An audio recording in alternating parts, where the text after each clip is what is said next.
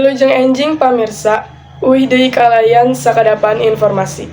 Hujan anu turun di wewengkon Karawang salasa ngabalukarkeun tingkat cai di sababaraha walungan naek.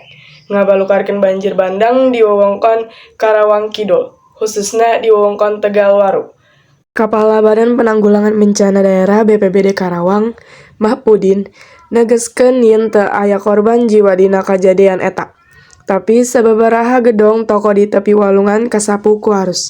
Sareng akses jalan dilaporkeun dipotong.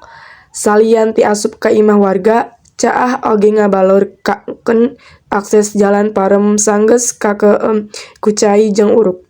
Mahpudin Kepala BPBD Karawang anjeunna oge naruskeun ka warga supados waspada kana bencana alam satos peralihan tina usum halodo ka usum hujan.